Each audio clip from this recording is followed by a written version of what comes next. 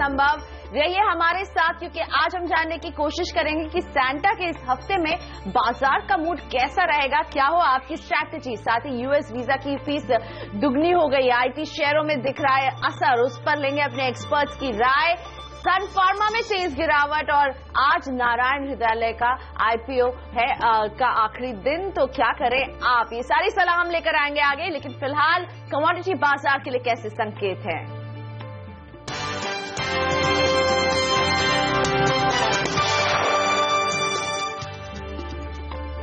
तो आज कमोडिटी बाजार में एक अच्छी खबर ये आई सुबह से कि रुपए की आज मजबूत शुरुआत हुई है और ये मजबूती रुपए को एक महीने के अपने सबसे ऊंचे स्तर पर लेकर जा रही है। एक महीने हमने जितने बार रुपए को खुलते हुए देखा नेगेटिव टेरिटरी में थी, लेकिन इस बार आज के दिन सैंटा के हफ्ते में रुपया कर रहा है एक मजबूत शुरुआत और ये अच्छी खबर है। रुपए में हम देख रहे हैं 66.2 का लेवल हम रुपए में देख रहे हैं। मजबूती के साथ आज रुपया खुला है, लेकिन इसके साथ क्रूड में चिंता बढ़ रही है। ब्रेंट क्रूड अपने 11 साल के निचले स्तर को छू रहा है और साथ ही में हम क्रूड में भी दबाव देखेंगे। नाइमेक्स पर अभी आपके सामने देखिए भाव आया था, लेकिन अभी ब्रेंट $36 पर टिका हुआ है, लेकिन लगातार गिरावट आ रही है क्योंकि ओवर सप्लाई की स्थिति अभी भी बनी हुई है। यूएस में ऑयल रिग काउंट्स बढ़ रहे हैं, साथ ही साथ रशिया और ओपेक किसी भी तरह के प्रोडक्शन कट को नहीं लेने वाला है और जल्दी ईरान से भी सप्लाई इस बाजार में आने वाली है, तो इसलिए ओवर सप्लाई की स्थिति बनी हुई है। नाइमेक्स पर $34 का लेवल नजर आ रहा है। और अब बात करते हैं सोने की। शुक्रवार की ट्रेड में हमने सोने को हल्का सा बाउंस बैक आते हुए सोने में देखा था और यही वजह है कि आप देख रहे हैं कि सोना हरे निशान पर जरूर है, लेकिन चिंताएं अभी भी बरकरार है। 1068 का लेवल हमें दिख रहा है सोने में, लेकिन इससे भी ज्यादा चिंता शायद चांदी में हो सकती है। औद्योगिक डिमांड घट रही है, ऐसे में चांदी को लेकर के भी चिंताएं बढ़ती जा रही है कि जो $14 है उससे ज्यादा ऊपर नहीं जा रहा है, लेकिन हाँ अभी हरे निशान पर जरूर है, लेकिन $14 का एक जो लेवल है उससे ऊपर हमने चांदी को जाते हुए बहुत समय से नहीं देखा है। वहां पर स्टक है चांदी, इसलिए सोने और चांदी में जब इस तरह की मूवमेंट अंतर्राष्ट्रीय बाजार में दिख रही है तो भारतीय बाजार में क्या हो आपकी स्ट्रैटेजी, जानेंगे हम अपने एक्सपर्ट्स के साथ। कमोडिटी बाजार खुल चुके हैं। सबसे पहले आपके सामने रखेंगे कच्चे तेल में क्या आलम हमें देखने को मिल रहा है, इस पर नजर डालेंगे। और कच्चे तेल में अभी उससे पहले सोने पर एक नजर डाल लेते हैं। 2500-174 का लेवल हमें सोने में देखने को मिल रहा है। मजबूती के साथ आज सोने की शुरुआत हो रही है यहाँ पर। साथ ही चांदी में भी हल्की मजबूती, 33,997 का रेट चांदी में देखने को मिल रहा है। हरे निशान में चांदी की शुरुआत होती हुई आज के बाजार में, लेकिन क्रूड आपके सामने है। क्रूड में चिंता बढ़ रही है और इसलिए घरेलू बाजार में भी क्रूड में देखिए 2394 का स्तर देखने को मिल रहा है। और जिस तरह से बहुत ही माइल्ड विंटर्स की तरफ हम बढ़ रहे हैं, क्रूड में चिंताएं आगे जाकर बढ़ सकती है। नेचुरल गैस $121.90 के साथ शुरुआत करते हुए $4.50 की मजबूती नेचुरल गैस में देखने को मिल रही है।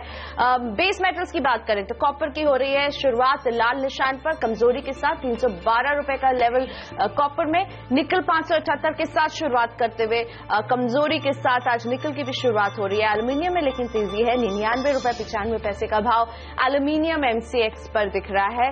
लेड भी आज जोरदार शुरुआत करते हुए $112.05 के साथ शुरुआत करते हुए। जिंक में मजबूती है, $100 के साथ जिंक की आज ओपनिंग हो रही है। यहाँ पर एग्री कमोडिटीज पर भी कुछ नजर डालते हैं। सोयाबीन 3,783 के लेवल्स पर $9 की कमजोरी के साथ खुलते हुए आज के बाजार में। सोया ऑयल में भी तेजी, $620.50 की तेजी के साथ सोया ऑयल की शुरुआत हो रही है।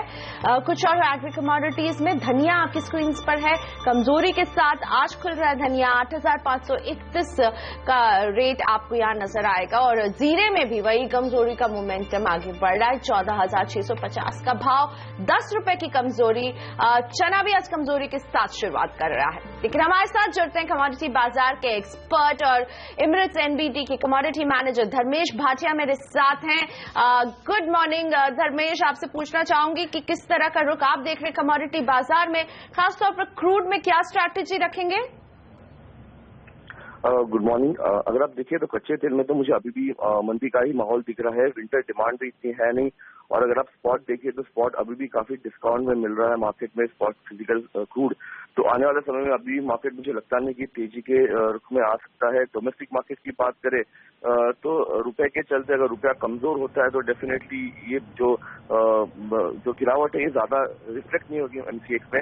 बट इंटरनेशनली मुझे लगता है कि मार्केट $32 से $31 के इर्द गिर्द एक बार सस्टेन हो सकता है। और डोमेस्टिक मार्केट की बात करें तो मुझे लगता है 100 से 150 रुपए की गिरावट करंट भाव से आपको देखने मिल सकती है। धर्मेश, साथ ही सोना और चांदी, स्पेशली चांदी ज्यादा लग रहा है चिंता में डालने वाला है, क्योंकि चांदी में हम एक वो $14 के लेवल पर स्टक देख रहे हैं चांदी को। इन दोनों में आप क्या स्ट्रैटेजी देंगे, इन दोनों प्रेशियस मेटल में? देखिए, अगर बुलियन मार्केट की बात करें तो स्पेशली अगर आप गोल्ड सिल्वर रेशियो देखें तो कंटिन्यूसली 75 से 78 तक के लेवल पे इस घूम रहा है कब से ये। बट चांदी 50% बुलियन और 50% बेस मेटल कैटेगरी में आता है। अगर आप देखिए तो सोना कंटिन्यूसली फॉर डाउन ट्रेंड में है, अभी 1050 के स्तर पे टिका हुआ है। अगर चांदी देखिए तो एक बार 14 के नीचे जाके फिर से एक बाउंस दिया है। बट बेस मेटल में अगर आप देखिए तो सारे बेस मेटल आज की तारीख में 6 से 7 साल के निचले स्तर पर ट्रेड हो रहा है। तो बेस मेटल में इतनी मुझे तेजी लग नहीं रही है। रुपए के चलते मुझे लगता है कि मार्केट में और गिरावट देखने मिल सकती है। रुपया स्ट्रांग होता है क्योंकि कच्चा तेल कंटिन्यूसली वीक हो रहा है, तो इंडिया के जो ट्रेड डेफिसिट है वो कम्प्लीटली कच्चे तेल पे डिपेंड करता है। तो मैं एक्सपेक्ट करता हूँ कि अगर रुपया स्ट्रांग होता है तो डेफिनेटली ये गिरावट जारी रहेगी डोमेस्टिक मार्केट में, और आपको 30,000 के निचले स्तर भी देखने मिल सकते हैं चांदी में आने वाले समय में। तो फिर बेस मेटल्स, धर्मेश, आप उसमें क्या एक्शन देख रहे हैं? क्योंकि हमने देखा लगातार जो है बेस मेटल्स में गिरावट का ही आलम छाया हुआ है और रुपया आज मजबूत खुला है। देखिए, बेस मेटल की जो किंग कहलाता है कॉपर भी 2007-2008 के निचले स्तर पे ट्रेड हो रहा है। डोमेस्टिक मार्केट में भी अगर आप देखिए तो 300 के स्तर कंटिन्यूसली सस्टेन हो रहा है। बट मुझे लगता है कोई भी स्पाइक आता है 315 से 320 के स्तर काफी अच्छे लेवल है। यहाँ पे आप शॉर्ट एक्यूमुलेट कर सकते हैं। 25 के स्टॉप लॉस के इर्द गिर्द रख के आप डाउन साइड देख सकते हैं कि मार्केट 300 के स्तर भी ब्रेक कर सकता है। इसका प्रीवियस जो लो था काफी मेजर सपोर्ट है, इसका 298 है। मैं एक्सपेक्ट करता हूँ कि हफ्ते 10 दिन में आपको ये लेवल देखने मिल सकते हैं कॉपर में। शुक्रिया धर्मेश, हमारे वक्त निकालने के लिए। एमिरेट्स एनबीटी के धर्मेश भाटिया हमारे साथ थे नॉन एग्री स्पेस में आपको सलाह देते हुए, और एग्री कमोडिटी पर बातचीत करने के लिए मेरे साथ हेम सिक्योरिटीज की आस्था जैन जुड़ चुके हैं। आस्था, गुड मॉर्निंग। एग्री कमोडिटीज में कहाँ एक्शन दिख रहा है, क्या है आपकी पिक? एग्री कमोडिटीज की हम बात करें तो बेसिकली चने में यहाँ काफी अच्छी तेजी मुझे देखने को मिल रही है। गोइंग फॉरवर्ड 4900 का मैंने टारगेट दिया है, लेकिन 4870 पे ऑलरेडी ये कमोडिटी जनवरी कॉन्ट्रैक्ट में ट्रेड कर रही है। तो जो मीडियम टर्म के ट्रेडर्स हैं उनके लिए भी सलाह है कि वो चाहें तो जो भी डिप्स आते हैं उसमें जरूर इसमें बाय कर सकते हैं, क्योंकि काफी अच्छा बाउंस चार्ट पे देखने को मिल रहा है। 4950 तक के भी लेवल्स हमें चने में गोइंग फॉरवर्ड देखने को मिल सकते हैं। हैंस बाय कॉल रहेगा 4800 पे 4760 के स्टॉप लॉस के साथ। Short term target 4900, medium term target 4950 का रहेगा। आस्था, जीरा जो है आज हम देख रहे हैं इसकी शुरुआत हुई है धीमी, यानी लाल निशान हावी है जीरे में। जीरे में क्या स्ट्रैटेजी रखनी चाहिए आज? जीरे की बात करें तो एक बाउंस बैक हमें देखने को मिला था लास्ट ट्रेड में, उसी की वजह से काफी शॉर्ट टर्म के जो ट्रेडर्स हैं उनके लिए एक बाइंग कॉल रेकमेंड किया जाएगा। लेकिन 14,300 के लेवल पे 14,000 का स्टॉप लॉस रहेगा इस कमोडिटी में, और शॉर्ट टर्म टारगेट इसमें 14,700 का रहेगा। जो मीडियम टर्म के ट्रेडर्स हैं वो अभी भी इसमें शॉर्ट कर सकते हैं, क्योंकि टेक्निकल बाउंस बैक के चलते एक तेजी देखने को मिलेगी। बट फंडामेंटल्स पुअर हैं तो लॉन्ग टर्म में हमें यहाँ मंदी ही देखने को मिलेगी। आस्था, शुक्रिया हमसे बात करने के लिए। एम सिक्योरिटीज की आस्था जैन थी। एग्री कमोडिटी में अपनी दो पिक, चना और जीरा, इनके बारे में बता रही थी, इनके स्टॉप लॉसेस और टारगेट दोनों आपकी स्क्रीन पर। इनका जरूर ख्याल रखिए। कमोडिटी बाजार का ताजा अपडेट हम आपको हर पल देते रहेंगे सीएनबीसी आवाज पर। फिलहाल लेते हैं एक छोटा सा ब्रेक। ब्रेक के बाद हमारे साथ जुड़ेंगे राकेश बंसल, जिनसे होगी बाजार के मौजूदा हाल पर चर्चा, साथ ही बजिंग स्टॉक्स पर उनकी सलाह। और जोरदार कमाई के लिए हम हाजिर हो रहे हैं तत्काल ट्रेडिंग आइडिया के साथ एक छोटे से ब्रेक के बाद।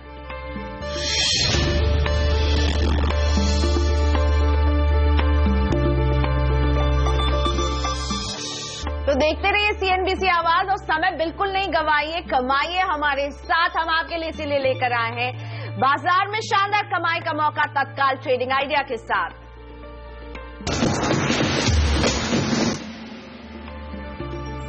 इंट्राडे के लिए मनीष शर्मा आपको सुझा रहे हैं मैरिको में सेल, यानी मैरिको आप सेल कीजिए।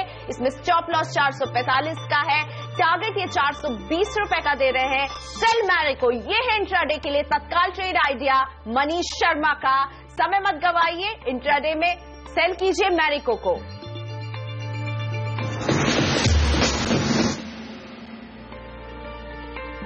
बाजार में हमने शुरुआत देखी थी धीमी होते हुए, लेकिन अब उन लेवल से सुधरते हुए हैं बाजार। सेंसेक्स में हम करीब 96 अंकों की अब बढ़त देख रहे हैं। निफ्टी में भी 30 अंकों की बढ़त है।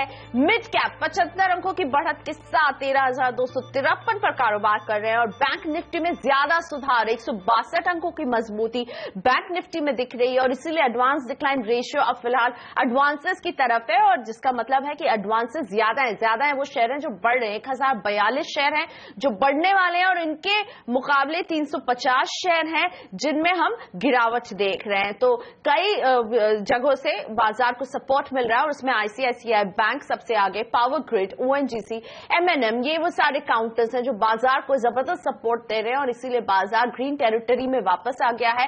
कोल इंडिया, ल्यूपिन, हिंडाल्को, टाटा स्टील, ये सभी मजबूती के साथ कारोबार कर रहे हैं और इनकी मजबूती का फायदा बाजार को मिलते हुए, लेकिन सन फार्मा में दबाव यूएसएफडीए का एक लेटर हलोल प्लांट के लिए और इसीलिए आज देखिए करीब 6% की गिरावट की तरफ सन फार्मा बढ़ रहा है। आइडिया सेल्यूलर में दबाव, अल्ट्राटेक सीमेंट और एशियन पेंट्स भी आज दबाव के साथ खुलते हुए। एचयूएल में भी हम देख रहे हैं दबाव सुबह से ही। टेक महिंद्रा और भारतीय एयरटेल दोनों ही दबाव के साथ कारोबार कर रहे हैं। लेकिन बाजार के इस मूड में आपको क्या करना चाहिए, आपकी क्या हो रणनीति? आरके ग्लोबल के राकेश बंसल मेरे साथ जुड़ गए हैं। राकेश जी बताइए, निफ्टी में आपको क्या दिख रहा है, कैसे ट्रेड करेंगे निफ्टी को आज? Good morning Priyanka. अगर निफ्टी की बात करें तो निफ्टी में 7852, 7853 एक क्रिटिकल रेजिस्टेंस है। नीचे में देखें तो 7700 के अराउंड एक काफी स्ट्रांग सपोर्ट है और आज देखें तो मार्केट इतने खराब ग्लोबल संकेतों के कारण मार्केट गिर नहीं रहा है। इसका मतलब ये है कि नीचे में मार्केट का सपोर्ट इंटैक्ट है। अगर निफ्टी में मेरा ऐसा मानना है जो निफ्टी ट्रेडर्स हैं वो 7852 के लेवल पे नजर रखें। अगर निफ्टी जब 7852 का लेवल ऊपर में तोड़े तभी निफ्टी में बाइंग पोजीशंस बनानी चाहिए। एल्स प्रियंका मार्केट के अंदर स्टॉक स्पेसिफिक रणनीति अपनानी चाहिए और स्पेसिफिकली मिड कैप स्टॉक्स पे नजर रखनी चाहिए। ईयर एंडिंग है और अक्सर हमने देखा है ईयर एंडिंग में मिड कैप स्टॉक्स में कुछ हाल देखने को मिलता है। फॉर द टाइम बिंग मेरा ऐसा मानना है स्टॉक स्पेसिफिक रणनीति अपना के मार्केट में उतरना चाहिए। बिल्कुल राकेश जी, आपकी स्टॉक स्पेसिफिक रणनीति भी हम समझेंगे, लेकिन इससे पहले मैं बैंक निफ्टी पर आपकी सलाह लेना चाहूंगी। हम देख रहे हैं बैंक निफ्टी में अच्छी मजबूती है, ऑलमोस्ट 166 अंक ऊपर बैंक निफ्टी कारोबार कर रहा है। कितनी टिकाऊ लग रही है ये तेजी? देखिए प्रियंका, तेजी तो टिकाऊ है क्योंकि नीचे में देखें तो बैंक निफ्टी का 16,450, 16,500 का जो सपोर्ट है वो इंटैक्ट है और अगर एक बार बैंक निफ्टी ऊपर में 16,775 के लेवल तोड़ता है, जिसकी पॉसिबिलिटी है, अगर ये लेवल्स टूटते हैं तब एक बैंक निफ्टी में रैली देखने को मिल सकती है। और दूसरा बैंक निफ्टी को एक सपोर्ट मिल रहा है आईसीआईसीआई बैंक जैसे काउंटर से जो कि अभी तक मार्केट को अंडर परफॉर्म कर रहे थे। अगर in private sector banking ICICI bank और एक्सिस बैंक के अंदर आज के दिन रिवर्सल बनता है, अभी रिवर्सल के चांसेस लग रहे हैं, पॉजिटिव डाइवर्जेंस चार्ट्स पे आ रही हैं। अगर रिवर्सल बनते हैं और इनके अंदर एक शॉर्ट टर्म ब्रेकआउट होता है तब बैंक निफ्टी में कुछ हाल देखने को मिल सकता है। राकेश जी, आप अभी कह रहे थे कि बहुत ही स्टॉक स्पेसिफिक अप्रोच आप रखेंगे बाजार में, तो कौन से वो स्टॉक्स हैं जिन पर है आपकी नजर? प्रियंका, एक mid cap counter Ashoka Buildcon काफी अच्छा लगता है। शुक्रवार के सेशन में देखें तो आखिरी आधे घंटे में काफी बड़ा वॉल्यूम हुआ था, एक ब्रेकआउट की कगार पे खड़ा हुआ है 187 के स्टॉप लॉस के साथ। अशोका बिल्डकॉन को खरीदने की राय रहेगी 212 रुपए के लक्ष्य के लिए। दूसरा, एशियन पेंट्स को खरीदना चाहिए, एक डिफेंसिव बेट है, 859 का एक स्टॉप लॉस लगा के एशियन पेंट को बाय करना चाहिए 916 के लक्ष्य के लिए। और तीसरा, एक मिड कैप काउंटर क्वालिटी में देखें तो फ्राइडे के सेशन में प्रियंका एक काफी बड़ा चार्ट्स पे रिवर्सल देखने को मिला है और इस स्टॉक के अंदर एक बड़ी तेजी देखने को मिल सकती है। हालांकि आज के सत्र में एक गैप अप ओपनिंग हुई है, स्टॉक ऊपर है, बट अगर किसी कारण से स्टॉक 132 रुपए के अराउंड मिलता है तो एक अच्छा बाई है 122 के स्टॉप लॉस के साथ for a target of 147। Okay, तो ये पसंद थी राकेश जी की। लेकिन आज कुछ स्टॉक्स जिनमें दिख रही है हलचल। सबसे पहले बात सन फार्मा की, आज हम इसमें जबरदस्त गिरावट देख रहे हैं। एम्फेसिस में भी गिरावट है, इन्फोसिस चढ़ा हुआ है, गैमन इंडिया में भी बढ़त के साथ ऑलमोस्ट 10% की बढ़त की तरफ गैमन इंडिया बढ़ रहा है। तो इन हलचल वाले स्टॉक्स में आपको क्या करना चाहिए, क्या होनी चाहिए आपकी रणनीति? साथ ही आप अपने स्टॉक्स पर पूछिए कोई भी सवाल। राकेश बंसल हमारे साथ सौदा आपका में बने हुए, हम अभी हाजिर हो रहे हैं वेंकीज प्रकाश इंडस्ट्री, आंध्रा सीमेंट, इन सभी में तेजी है। क्या करें आप इन स्टॉक्स में, ये राय लेकर आएंगे एक ब्रेक के बाद।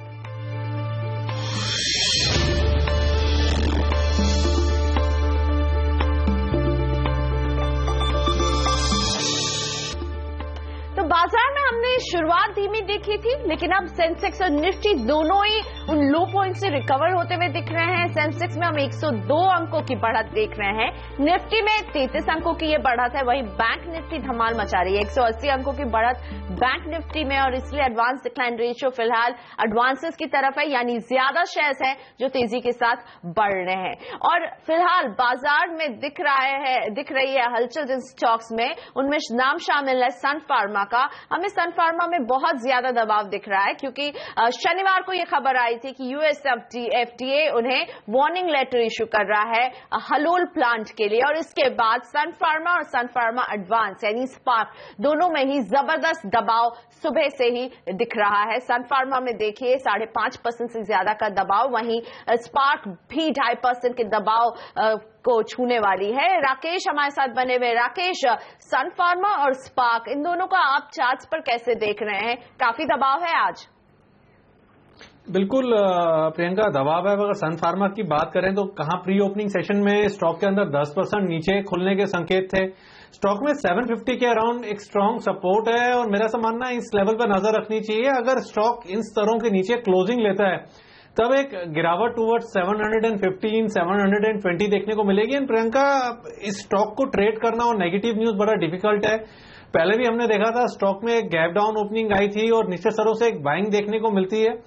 क्लियरली मेरा ऐसा मानना है इन स्तरों के आसपास फ्रेश शॉर्टिंग नहीं करनी चाहिए। हालांकि मैं किसी बॉटम फिशिंग की राय नहीं दे रहा हूं, बट फॉर द टाइमिंग इस स्टॉक में शॉर्टिंग को बिल्कुल अवॉइड करना चाहिए। थोड़ा वेट एंड वॉच पॉलिसी इस स्टॉक के अंदर अपनानी चाहिए। दूसरी तरफ सन फार्मा एडवांस की बात करें तो इधर एक अच्छी रैली के बाद स्टॉक साइडवेज जोन में ट्रेड कर रहा है। निचले स्तरों पे देखें 315 के अराउंड स्टॉक का एक अच्छा सपोर्ट है। इस स्टॉक को भी फॉर द टाइमिंग नई पोजीशंस के लिए अवॉइड करना चाहिए। राकेश, जहां तक आईटी सेक्टर की बात है, दोहरी मार झेल रहे हैं। इनका काफी कुछ फंक्शन जो चेन्नई में था, जो लगातार फ्लड की सिचुएशन बनी रही, उस पर असर आया है, और साथ ही में यूएस ने अब वीजा फीस बढ़ा दी है। तो आज जितने भी आईटी स्टॉक्स हैं वो भी दबाव झेलते हुए दिख रहे हैं। कहीं बहुत मामूली बढ़त है, या तो बिल्कुल फ्लैट है या फिर नेगेटिव टेरिटरी में है। तो आप आईटी स्टॉक में कहां देख रहे हैं? एम्फेसिस और इन्फोसिस की अगर मैं स्पेसिफिकली बात करूं, ये दोनों आपको कैसे दिखते हैं? टीसीएस देखिए आज दबाव के साथ खुल रहा है। देखिए प्रियंका, आईटी के अंदर एक मिक्स्ड रुझान देखने को मिल रहा है। एक तरफ एक मिड कैप आईटी काउंटर्स हैं, जिसमें कि आप देखें तो सोनाटा सॉफ्टवेयर, ज्योमेट्रिक सॉफ्टवेयर, इनके एक बेहतरीन चार्ट स्ट्रक्चर हैं और एक अच्छे उछाल इनके अंदर देखने को मिल सकता है। अगर मिड कैप आईटी काउंटर जैसे कि सोनाटा सॉफ्टवेयर स्पेसिफिकली या ज्योमेट्रिक सॉफ्टवेयर में कोई गिरावट आती है तो मेरा ऐसा मानना है गिरावट को यूज करना चाहिए बाइंग करने के लिए। दूसरी तरफ प्रियंका, अगर हम देखें तो लार्ज कैप आईटी स्टॉक्स के अंदर एक टेक महिंद्रा एकमात्र स्टॉक है जहां पे थोड़ा सा रुझान नेगेटिव दिखता है। एल्स ये जो लार्ज कैप आईटी स्पेस है, टीसीएस हुआ, इन्फोसिस हुआ, विप्रो हुआ, ये एक साइडवेज जोन में ट्रेड कर रहे हैं, और अगर ऊपर की तरफ ब्रेकआउट हो तभी बाय करना चाहिए। अगर शॉर्टिंग करनी है तो टेक महिंद्रा में नजर रखनी चाहिए। नीचे में अगर ये स्टॉक 514 के लेवल तोड़ता है तब इस स्टॉक में एक ब्रेकडाउन होगा, तब इस स्टॉक में गिरावट देखने को मिलेगी। एल्स ये स्टॉक भी साइडवेज जोन में है, बट डिफरेंस टेक महिंद्रा और बाकी लार्ज कैप आईटी स्टॉक्स में ये है कि टेक महिंद्रा एक नेगेटिव बायस के साथ ट्रेड कर रहा है। और इसी के साथ एक खबर ये भी आ रही है कि आंध्र प्रदेश और तेलंगाना के प्लांट में यूएस एफडीए ने जांच पूरी कर ली है। ग्रैन्यूल्स इंडिया से जुड़ी ये खबर आपकी स्क्रीन पर आ रही है। लेकिन राकेश, मैं आपसे आईवीआरसीएल पर भी राय चाहूंगी। आज ये हमारे हलचल करने वाले स्टॉक्स में जरूर शामिल है, लेकिन आईवीआरसीएल जो है अपनी डेट रिस्ट्रक्चरिंग की राह पर है। शेयर होल्डर्स के नॉड के लिए अब एक कदम आगे बढ़ाने वाला है। आज हम इसमें मजबूती देख रहे हैं। क्या करें आईवीआरसीएल में? देखिए प्रियंका, नीचे से स्टॉक एक पुल बैक रैली के चांसेस तो दिखाता है, और नीचे में देखें तो 8 रुपए 50 पैसे पे स्टॉक का एक सपोर्ट है और इस स्टॉक में एक रैली मुमकिन है 12 रुपए 30 पैसे, 12 रुपए 35 पैसे। एंड प्रियंका, अगर इस स्पेस से अगर आप देखें तो IVRCL और गैमन इंफ्रा, मोनेट इस्पात, ये सब स्टॉक्स नजर में है। अगर टेक्निकली देखें तो मोनेट का स्ट्रक्चर सबसे बेस्ट लगता है और उसके अंदर रिस्क रिवॉर्ड भी फेवरेबल है। अगर इस तरह की डेट रिस्ट्रक्चरिंग में प्ले करना है तो मोनेट मुझे लगता है कि एक बेहतरीन विकल्प है। कावेरी सीजर्स दबाव के साथ खुला है और दबाव बढ़ रहा है उन लेवल से। राकेश, खरीदारी का मौका है क्या?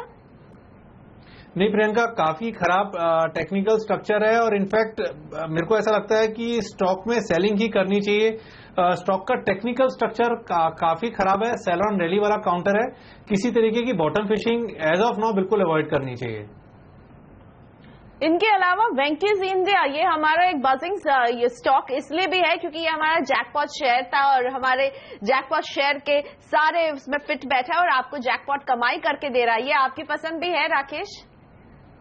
बिल्कुल प्रियंका, काफी बेहतरीन चार्ट स्ट्रक्चर है। नीचे में 460 के अराउंड एक स्ट्रांग सपोर्ट है, एक स्ट्रांग रिवर्सल बना है और इस रिवर्सल की खासियत यह है कि यहां पर एक राउंडिंग बॉटम फॉर्मेशन देखा गया है जो कि एक बुलिश पैटर्न होता है। और इस स्टॉक में अगर आप देखें तो 560, 565 एक इमीडिएट टारगेट है। अगर हम देखें तो मौजूदा स्तरों से लेकर 560 के बीच में कोई रेजिस्टेंस नहीं है और ये स्टॉक 560 तक की एक रैली दिखा सकता है। राकेश, आईपीओ का जो हीरो रहा इंटरग्लोब एविएशन, आज हमें यहां पर दबाव देखने को मिल रहा है। आप इस दबाव में क्या करने की सलाह देंगे? देखिए प्रियंका, इस दबाव में मेरे को ऐसा लगता है कि इंटरग्लोब एविएशन में तो खरीदारी करनी चाहिए। नीचे में देखें तो 990, 994 के अराउंड स्टॉक का एक अच्छा सपोर्ट है, बाय ऑन डिक्लाइन वाला स्टॉक है। दो ओनली काउंटर एविएशन में जेट एयरवेज ऐसा लगता है कि जिसमें 630 और 640 के बीच में एक जबरदस्त मुनाफा वसूली देखने को मिलेगी और जबरदस्त करेक्शन जेट एयरवेज में देखने को मिल सकता है। एल्स इंटरग्लोब एविएशन को गिरावट पे खरीदना चाहिए। और दूसरा स्पाइस जेट भी मुझे लगता है कि एक ब्रेकआउट की तैयारी में रहा है। नीचे में 62 रुपए के अराउंड स्टॉक का एक अच्छा बेस है। 72, 73 की short term rally spice jet में भी देखने को मिल सकती है। ओके, इसी के साथ वक्त हो गया है ब्रेक का, लेकिन राकेश बंसल अभी हमारे साथ बने हुए हैं क्योंकि इस ब्रेक के बाद एफएनओ स्ट्रैटेजी पर राकेश जी के साथ होगी बात। और राकेश को ज्वाइन करने वाले मार्केट एक्सपर्ट आशुतोष सरना भी, अनिल सिंह भी अभी हाजिर हो रहे हैं एफएनओ स्ट्रैटेजी के साथ।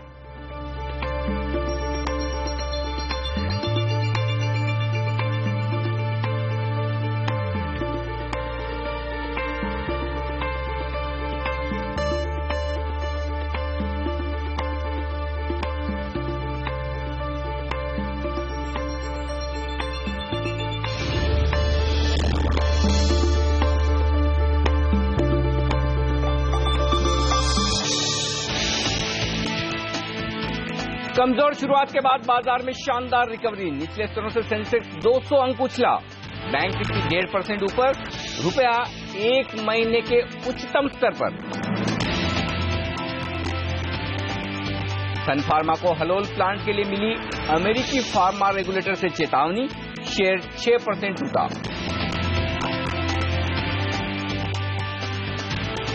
आज बंद होगा नारायण हेल्थ केयर का आईपीओ, 2 दिनों में महज 30% भरा अब तक। प्राइस बेंड 245 से 250 रुपए।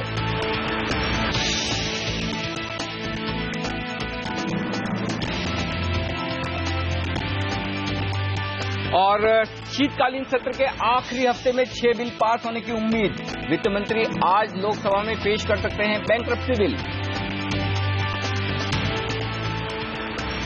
एप्पल ने भारत में आईफोन 6 और 6s प्लस के दाम 16% तक घटाए। भारत में आईफोन बेचने वाली कंपनी रेडिंगटन का शेयर 1.5% फिसला।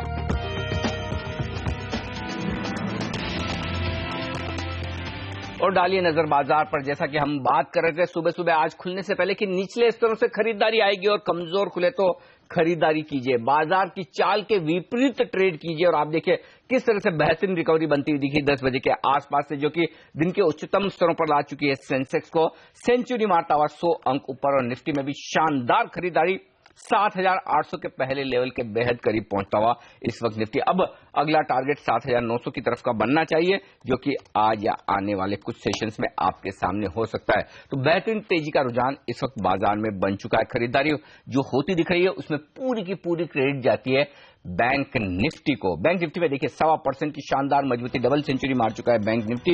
मिड कैप इंडेक्स में 0.5% की तेजी है और स्मॉल कैप इंडेक्स भी बेहद मजबूती के साथ कारोबार करता हुआ दिख रहा है। यही वजह कि 1050 शेयर मजबूत है और कमजोर शेयरों की तादाद महज 350 के आसपास। तो हर एक कमजोर शेयर के सामने 3 शेयर मजबूती के साथ डटे हुए हैं। और अब शामिल करते हैं हमारे एक्सपर्ट्स को, और इस वक्त हम राकेश बंसल तो हमारे साथ हैं ही, और साथ ही नवनीत डागा IIFL के हमारे साथ जुड़ रहे हैं, जो कि वायदा कारोबार की रणनीति देंगे। आप दोनों का स्वागत है CNBC आवाज पर। इससे पहले कि हम दर्शकों के सवाल लेना शुरू करें, एक बार निफ्टी पर आपसे राय लेना चाहता हूं। नवनीत बताइए, 7,800 एग्जैक्ट यही लेवल है इस वक्त निफ्टी पर, क्या ट्रेड किया जाए? अनिल जी, निफ्टी पे अभी बाय ऑन डिप्स रणनीति काफी काम आएगी। निफ्टी में निफ्टी का सपोर्ट दिख रहा है जो 7710 के आसपास का निफ्टी के स्पॉट लेवल पे काफी अच्छा इंपॉर्टेंट सपोर्ट जोन है। तो निफ्टी पे बाय ऑन डिप्स, ये बहुत ही शॉर्ट टर्म स्ट्रैटेजी, ऊपर के टारगेट्स भी बहुत ज्यादा नहीं है। समवेयर नियर टू 7880 के आसपास में मार्केट स्ट्रगल करने लगेगा, तो इमीडिएट अगर 70 से 80 पॉइंट का टारगेट लेना है तो आप buy on dips strategy best है। और नीचे में क्लोजिंग बेसिस स्टॉप लॉस लगाना चाहिए 7750 का। तो ओवरऑल ट्रेंड अपसाइड का रहेगा, नीचे buy on dips strategy will work in this market. Okay, तो निफ्टी पर आए खरीदारी की नवनीत की तरफ से तेजी करने का मौका नजर आ रहा है उन्हें लगता है कि गिरावट में खरीदारी करके चले, तेजी बनेगी यहां से भी। लेकिन नवनीत, निफ्टी के अलावा बैंक निफ्टी, क्या यहां पर भी तेजी करेंगे आप? बैंक निफ्टी पे काफी ज्यादा बुलिश स्टैंस है और वो काफी हद तक चार्ट्स में दिख भी रहा है। और काफी जो स्टॉक्स वो मेजर कंपोनेंट है बैंक निफ्टी में जिसका ज्यादा हाईएस्ट वेट है बैंक्स में, वहां पर एक काफी अच्छे पैटर्न्स डेवलप हो रहे हैं। वेदर वो ICICI बैंक हो चाहे एक्सिस बैंक हो, उनके अंदर में काफी अच्छी रणनीति, तेजी की रणनीति देखने को मिल रही है। अभी बैंक निफ्टी 16,600 16,650 के आसपास में बहुत अच्छा एक सपोर्ट जोन बना चुका है बैंक निफ्टी।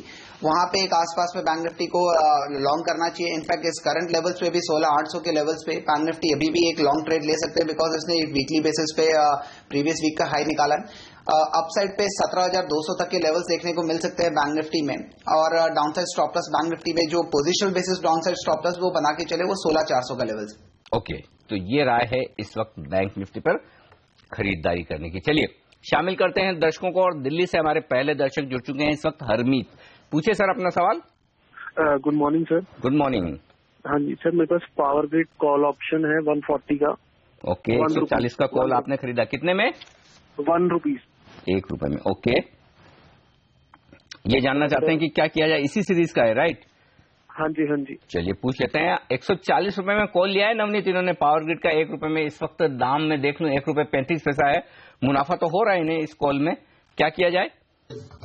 देखिए सर, पावर ग्रिड बहुत ही हाई बीटा स्टॉक नहीं है, साइडवेज काउंटर है जिसके अंदर में अपसाइड पे भी बहुत ज्यादा तेजी की उम्मीद नहीं रख सकते, सिंस बिकॉज एक्सपायरी बहुत नियर बाय है और जस्ट काफी कम ट्रेडिंग सेशंस बचे हैं इस एक्सपायरी में। नेक्स्ट 3 दिन हॉलीडेज भी आ रहे हैं, इसलिए मैं इनको ये बोलूंगा कि यहाँ पे एक समवेयर नियर टू 1.80 के आसपास में अगर इनको मुनाफा मिलता है तो वहां पे मुनाफा लेके निकल जाए, बिकॉज इसकी इम्प्लाइड वॉलेटिलिटीज देखेंगे ऑप्शंस की तो ऑलमोस्ट 23 से 24 पॉइंट की इम्प्लाइड वॉलेटिलिटी है ऑप्शन पे, जिसमें अंदर में नहीं लगता है कि बहुत बड़ा मूवमेंट एक्सपेक्टेड है पावर ग्रिड में। तो समवेयर नियर टू 1.80 के 2 की रेंज पे इसको एग्जिट करके मुनाफा बुक कर लेना चाहिए। ओके, तो राय यहाँ पर मुनाफा वसूली करने की पावर ग्रिड में।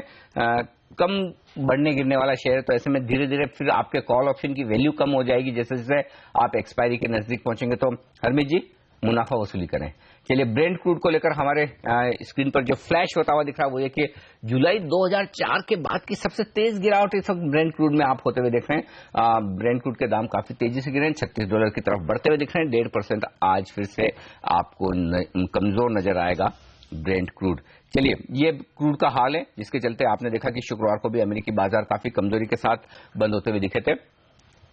आगे बढ़ते हैं, अलीगढ़ से हमारे अगले दर्शक हैं हमारे साथ आशीष। पूछिए आशीष जी, क्या ट्रेड लिया है आपने? सर एक्चुअल में मैंने इंडिको के 1000 शेयर लिए हुए हैं, बाइंग एवरेज मेरा जो है वो 1212 का है। 1000 शेयर 1212 में लिए, ओके। क्या सोच कर लिए हैं और कितना लंबा समय रखना चाहते हैं? ट्रेडिंग पर्पज से एक्चुअल में बस यही है, 1-2 दिन में मतलब इससे निकलना। लेकिन अभी फिलहाल नीचे आ गया स्टॉक, तो अभी क्या पोजीशन बना है इसमें? चलिए 1212 के 1000 नहीं 100 नहीं 1000 शेयर लिए इन्होंने इंडिगो के। और राकेश बंसल से राय ली जाए। राकेश, आज तो स्टॉक इसलिए गिरा है कि इनके जो A320 एयरबस की डिलीवरी लेनी थी, उस डिलीवरी में थोड़ी देरी हो सकती है, ये खबरें आई हैं। इस चक्कर में स्टॉक में थोड़ा करेक्शन हुआ है। 1212 की इनकी खरीद है। स्टॉप लॉस टारगेट क्या रखें? क्या इन्हें मुनाफे में निकलने का मौका मिल सकता है इंडिगो में? देखिए अनिल जी, इनका नजरिया एकदम शॉर्ट टर्म 1-2 दिन की बात कर रहे हैं। अगर 1-2 दिन की बात थी तो स्टॉक में मेरे को ऐसा लगता है 1180 का स्टॉप लॉस होना चाहिए था और उस स्टॉप लॉस को ये मिस कर चुके हैं। और अगर मुनाफे में निकलने का सोचते हैं तो एक तो अनिल जी थोड़ा सा नजरिया बढ़ाना पड़ेगा। और स्टॉप लॉस देखें तो नीचे में 980 के अराउंड एक एक्चुअल टेक्निकल स्टॉप लॉस आता है। पोजीशन को होल्ड करना चाहिए और गिरावट में अगर ये स्टॉक नीचे में 1060 1070 के राउंड मिलता है तो मेरा ऐसा मानना है एडिशन करना चाहिए। 980 के स्टॉप लॉस के साथ अगर पोजीशन को होल्ड करते हैं तो डेफिनेटली 1250 प्लस के प्राइसेस देखने को मिल सकते हैं। परफेक्ट, 1250 तक के टारगेट मिल सकते हैं, लेकिन आप थोड़ा सा स्टॉप लॉस लगाने में चूक गए हैं आशीष जी। कोई बात नहीं, अभी ध्यान रखें, ये राय है यहाँ पर राकेश की तरफ से। अगले दर्शक कोल्हापुर से हैं हमारे साथ, समीर। पूछे सर, क्या ट्रेड लिया है आपने, क्या आप जानना चाहते हैं? हाँ, गुड मॉर्निंग सर। जी गुड मॉर्निंग जी समीर। सर जी, मेरे पास एक्चुअली एशियन पेंट का मैंने 900 कॉल बाई किया है। ओके। 11.60 पे, 11 रुपए 60 पैसे में, ठीक है। हाँ, तो उसमें क्या करना चाहिए? और अशोक लेलैंड का पुट मैंने बाई किया है 82.50 में। अशोक लेलैंड का पुट लिया है 82 रुपए 50 पैसे की स्ट्राइक प्राइस का लिया है, राइट? हाँ, नहीं, हाँ राइट। तो उसका प्राइस है, मेरा बाइंग प्राइस है 1.50, ₹1.50, ठीक है। या ओके, चलिए। तो ये दो कॉल हैं, दो ऑप्शन में ट्रेड है रादर, ये कहूंगा। कॉल ऑप्शन लिया है 900 रुपए वाला इन्होंने, और उस पर राय ले ली जाए पहले एशियन पेंट्स में। पहले एशियन पेंट्स पर राय देना नवनीत, क्या करना चाहिए? कॉल ऑप्शन है 11 रुपए 60 पैसे में लिया। मैं अभी दाम देख लूं, आधा रह गया, 6 रुपए के आसपास का दाम है। तो और एक्सपायरी अब अगले हफ्ते गुरुवार को होगी। हैं अभी तो 6-7 ट्रेडिंग सेशन तो हैं अभी, शुक्रवार के छिट्टे को छोड़ के भी। तो क्या करना चाहिए इसमें एशियन पेंट्स में? अब देखिए, Asian paint technically somewhere near to 885 की रेंज पे काफी रेजिस्टेंस पॉइंट ले रहा है। अपसाइड अंटिल अनलेस ये 885 का रेंज ये हर्डल है जो ब्रेक नहीं होता है अपसाइड पे, इसमें और बहुत ज्यादा तेजी की उम्मीद नहीं रख सकते। तो जस्ट बिकॉज वी डिस्कस की एक्सपायरी काफी नियर बाय आ रहा है, और अगर इवन इफ इनका अपसाइड जस्ट ब्रेक इवन इनका अपसाइड पे 911 रुपए के लेवल्स पे होएगा ऑन द एक्सपायरी लेवल्स, तो ये नहीं लगता है कि इसके अंदर में बहुत ज्यादा मुनाफा मिल सकता है इस ट्रेड के अंदर में। तो इसको बेटर है कि अभी ये 6 रुपए के भाव के आसपास में भी इसको एग्जिट करके निकल जाए, बिकॉज एक्सपायरी जस्ट जैसे जैसे नियर बाय आएगा इसके प्राइसेस और कम होते जाएंगे। ठीक बात है। और अशोक लेलैंड का पुट 82 रुपए 50 पैसे के स्ट्राइक प्राइस का लिया इन्होंने 1.5 रुपए में। इसका तो दाम ही खत्म होने आया, लगभग 15 पैसे बचे। अभी तो क्या करेंगे 15 पैसे में? बिल्कुल एग्जैक्टली, इसके अंदर में कुछ बड़ी ट्रेड अभी बचा नहीं है। इसके अंदर में इसको एग्जिट करने का भी मतलब समवेयर नियर टू अगर 50 पैसे का भी रेंज मिल जाता तो इसको एग्जिट करना भी बेटर रहता। पर 15 पैसे की रेंज पे जस्ट बिकॉज अशोक लेलैंड एक overall trending up trending stock है, नीचे में एक अच्छा सपोर्ट डेवलप किया है इसने 85 से 86 की रेंज पे।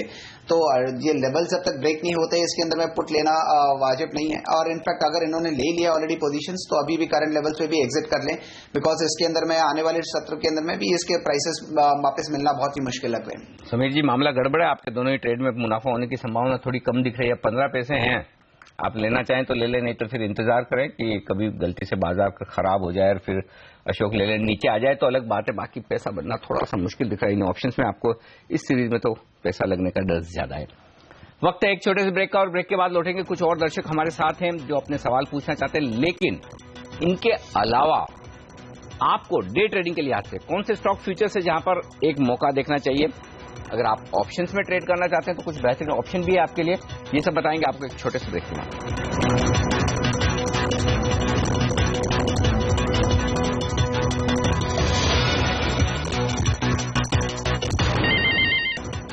और अब वक्त है आपके लिए स्टॉक फ्यूचर्स की बेहतरीन पिक्स देने का। IIFL के नवनीत डागा हमारे साथ है, और नवनीत की लिस्ट में मैं देख रहा हूं 3 स्टॉक, तीनों में खरीदारी की राय वो दे रहे हैं। और सबसे पहले इस लिस्ट में है एक्सिस बैंक। बताएं नवनीत। अनिल जी, हमने डिस्कस किया कि बैंक निफ्टी ओवरऑल बहुत काफी आउट परफॉर्मेंस दिखा रहा है और लगता है कि आउट परफॉर्मेंस कंटिन्यू रहेगा जस्ट बिकॉज मार्केट का स्ट्रक्चर इस तरह से डेवलप हुआ है। एक्सिस बैंक ऐसा स्टॉक है जिसके अंदर में काफी हद तक वीकनेस थी काफी दिनों तक। अभी इसके अंदर में एक थोड़ा सा short covering bounce along with the एक इंपॉर्टेंट सपोर्ट जोन जो 430 की रेंज पे दिख रहा है, इसने ऑलमोस्ट डबल बॉटम दिखाया है वहां पे 430 की रेंज पे। तो एक एक्सिस बैंक के अंदर में एक रिवर्सल ट्रेड देखने को मिल सकता है जिसके अंदर में अभी भी 435 से 437 की रेंज पे इसको लॉन्ग कर सकते हैं।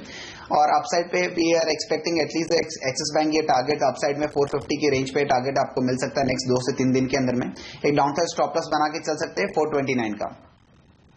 बिल्कुल। तो एक्सिस बैंक पहला स्टॉक खरीदारी की राय 450 का लक्ष्य, 429 का स्टॉप लॉस लगा लें। हेवल्स दूसरा स्टॉक है आपकी लिस्ट में मिड कैप स्पेस से, बताइए इसके बारे में क्या टारगेट है? हेवल्स का स्ट्रक्चर बहुत ही अच्छा है। ये स्टॉक एक अपसाइड दे बहुत ही बेहतरीन अपसाइड 260 से 300 की रेंज पे बहुत ही अच्छा एक अपसाइड देखने को मिला। उसके बाद में ये स्टॉक थोड़ा कंसोलिडेट कर रहा है, तो इस स्टॉक को फेज मैनर पे आप एक्यूमुलेट कर सकते हैं जिसके अंदर में 305 से 307 की रेंज पे आप एक्यूमुलेट करें और नीचे में एक डाउनसाइड स्टॉप लॉस 298 का लगा के चल सकते हैं। अपसाइड पे जैसे ही अगर स्टॉक में इसमें ब्रेकआउट देखने को मिलता है 312 के ऊपर में, तो ये स्टॉक में बहुत बेहतरीन रिटर्न 325 तक के लेवल्स इजीली देखने को मिल सकते हैं। ये कंसोलिडेशन स्टॉक है विद अपसाइड मोमेंटम, तो अगर जैसे ब्रेकआउट देखने को मिलेगा स्टॉक के अंदर में प्रीएम्प्ट कर रहे हैं जिसके अंदर में ब्रेकआउट एक्सपेक्टेड है। ओके, तो ये राय है इस वक्त साफ तौर पर हेवल्स के लिए। लेकिन एक और दिग्गज स्टॉक को चुना है खरीदारी के लिहाज से नवनीत ने, और वो है टाटा स्टील। बताइए टाटा स्टील क्यों पसंद है आपको, क्या वजह आपने खरीदने की राय दी है? देखिए अनिल जी, स्टॉक का स्ट्रक्चर बहुत ही पॉजिटिव है। लास्ट कपल ऑफ डेज से 240 से लेके 260 तक की रेंज में इसमें काफी accumulated open interest long side पे देखने को मिला है और आज भी काफी हद तक इसके अंदर में पार्टिसिपेशन ओवरऑल मेटल स्टॉक्स का जनरली अपसाइड पे है।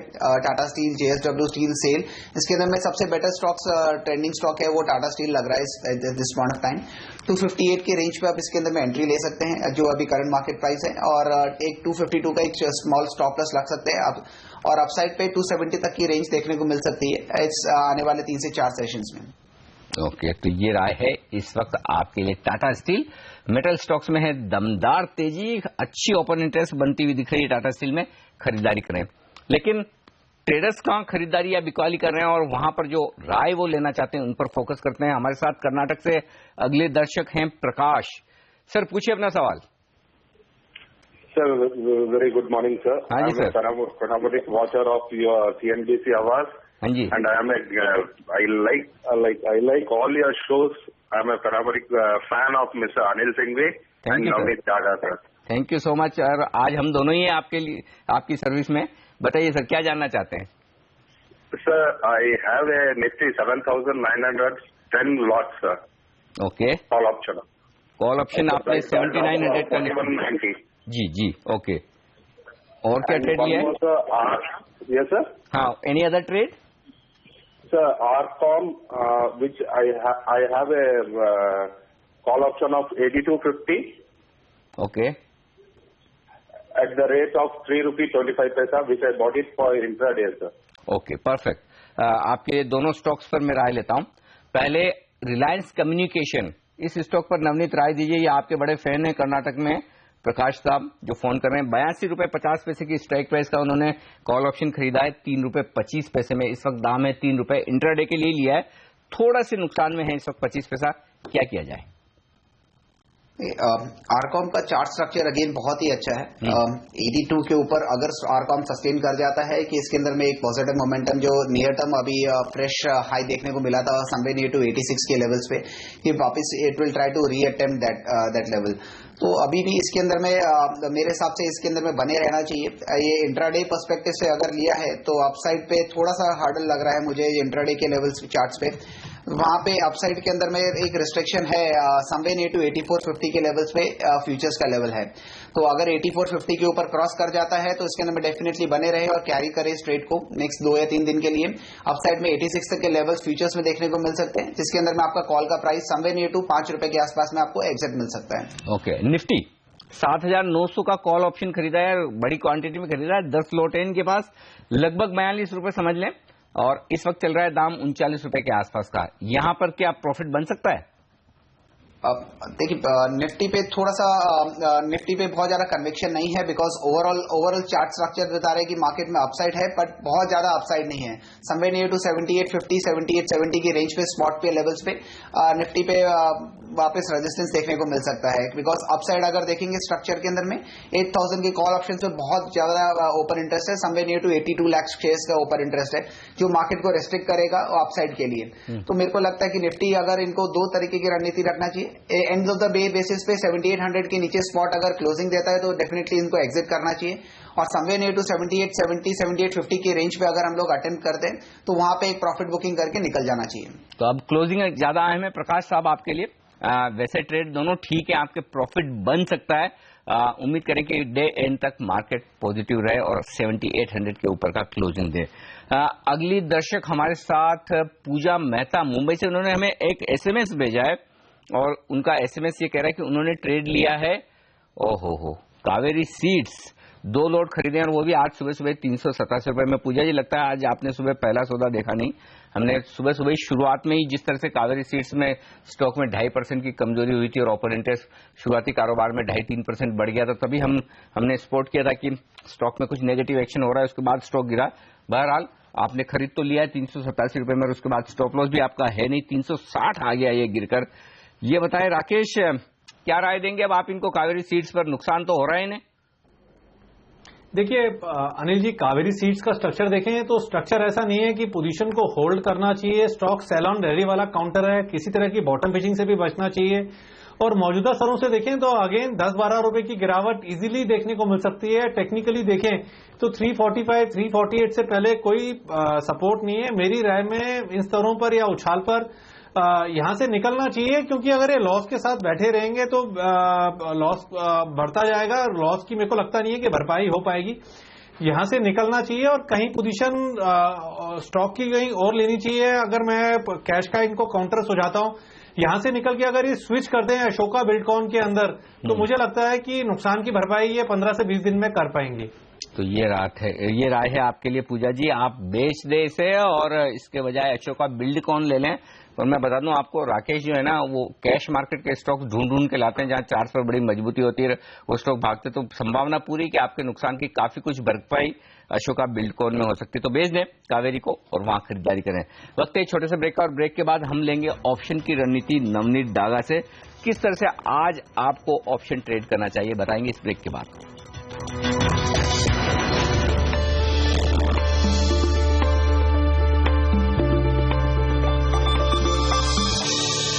7,800 के पार है निफ्टी और सेंसेक्स 150 अंकों की मजबूती के साथ। अगले दर्शक गौरव ने हमें पुणे से भेजा है एक एसएमएस और उन्होंने 1 लोट खरीदा है सन फार्मा का 742 रुपए पर। इंटरेस्टिंग है स्टोरी, मतलब एंट्री जो इनकी हुई है वो आज हुई है गिरावट के बाद सन फार्मा में। स्टॉक चल रहा है 747 पर। ये बताएं नवनीत, क्या ट्रेड लिया जाए, क्या स्टॉप लॉस और टारगेट रखे जाए? सर काफी स्ट्रक्चर के इसके अंदर में काफी वीक है। ओवरऑल काफी नेगेटिव न्यूज फ्लो जिस तरह के आ रहे हैं सन फार्मा के अंदर में। एक डाउनसाइड स्टॉप लॉस जरूर रख सकते हैं, वो है 720 लेवल का। 720 के नीचे अगर स्टॉक ने और कारोबार करना चालू किया तो फिर स्टॉक के अंदर में फ्रेश वीकनेस देखने को मिल सकती है, जो कि रिसेंट लो के आसपास में है। तो overall on the upside we can again expect करें शॉर्ट कवरिंग भी थोड़ी सी आती है, तो समवेयर नियर टू 770 के रेंज पे इनको निकल जाना चाहिए। तो स्ट्रक्चर अभी भी सेल ऑन राइज है, नीचे में एक डाउनसाइड स्टॉप लॉस मेंटेन करके चल सकते हैं 720 लेवल का। अच्छा, मुझे आपसे वो ऑप्शन का भी पूछना था कि कौन सा ऑप्शन आज ट्रेड करना चाहिए, ये बताइए आप नवनीत। कोई बढ़िया बनाया आपने ऐसा ऑप्शन निफ्टी में या फिर स्टॉक्स में जहां पर मौका बन सकता है?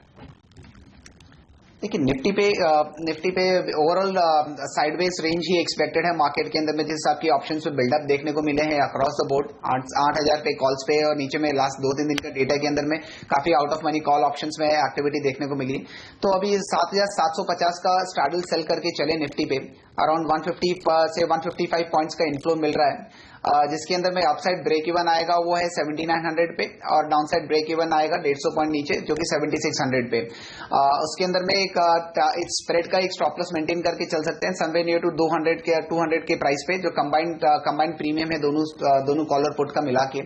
वहां पे एक अगर स्प्रेड वहां तक वाइडन हो जाता है तो वो उसमें इस ट्रेड में एग्जिट कर देना चाहिए। बल्कि हाल ओवरऑल मार्केट का जिस हिसाब के वीवैप ट्रेड है मार्केट की लास्ट 10 दिनों की, वो 7750 से 7800 के रेंज पे है। तो लगता है कि नेक्स्ट 7 दिनों के अंदर में मार्केट थोड़ा साइडवेज ही रहेगा, उसके अंदर में नीचे का स्टॉप लॉस मेंटेन करके चल सकते हैं। चलिए, तो ये राय है इस वक्त। और अगले दर्शक हैं हमारे साथ रजत विजय है, एक्चुअली मुंबई से विजय है, जो सवाल पूछना चाहते हैं। पूछिए सर। हाँ Anil ji, good morning. Morning sir, morning. अच्छा, मेरा एक 7700 पुट लिया हुआ है निफ्टी में। अच्छा, तो उसको रखे या क्या करना चाहिए? क्या भाव में लिया है? 51 में। 51 रुपए में। चलिए पूछ लेते हैं फटाफट अभी। नवनीत, टाइम कम है। 7700 का पुट है 51 रुपए का, और आप तो मंदी की बात कह ही रहे, होल्ड करें ना? सर यही है कि 7800 के नीचे अगर आज स्पॉट में क्लोजिंग मिलता है तो उसको होल्ड करना चाहिए, उसके ऊपर अगर क्लोजिंग देके जाता है तो उसके अंदर में ट्रेड में एग्जिट कर देना चाहिए। चलिए, तो 7800 के ऊपर बंद हो तो काट लें विजय जी पोजीशन, नहीं तो फिर देखते हैं 1-2 दिन बाद। कल फिर पूछ लीजिएगा, परसों फिर पूछ लीजिएगा, कोई दिक्कत नहीं। चलिए, वक्त है हमारे दोनों एक्सपर्ट से विदा लेने का। राकेश और नवनीत, आप दोनों का शुक्रिया हमारे लिए वक्त निकालने के लिए ट्रेडर्स हॉटलाइन में। वक्त एक ब्रेक का, और ब्रेक के बाद वक्त होगा सौदा आपका का। बने रहिए हमारे साथ।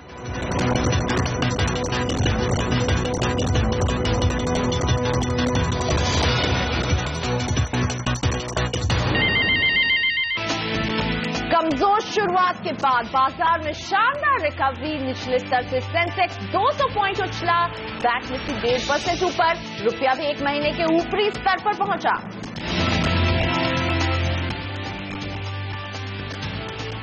क्रूड में तेज गिरावट जारी, ब्रेंट क्रूड $36 तक फिसला, जुलाई 2004 के बाद का निचला स्तर छुआ।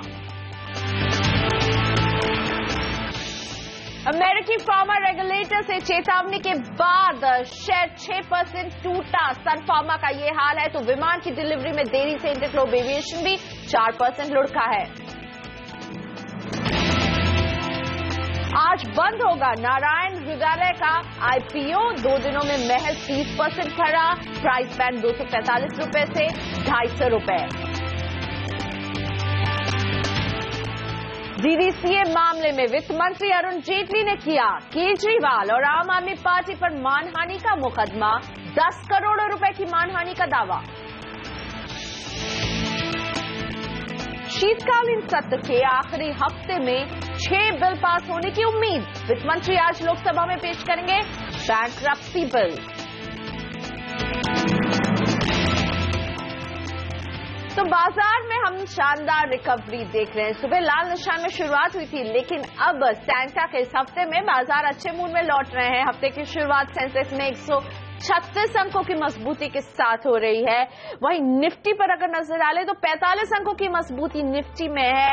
मिड कैप शेयर्स 76 अंकों की तेजी के साथ कारोबार कर रहे हैं, लेकिन सबसे बड़ी तेजी और जो हीरो साबित हो रहे हैं वो है बैंक निफ्टी। लगातार हम इसमें बढ़त को बढ़ते हुए देख रहे हैं।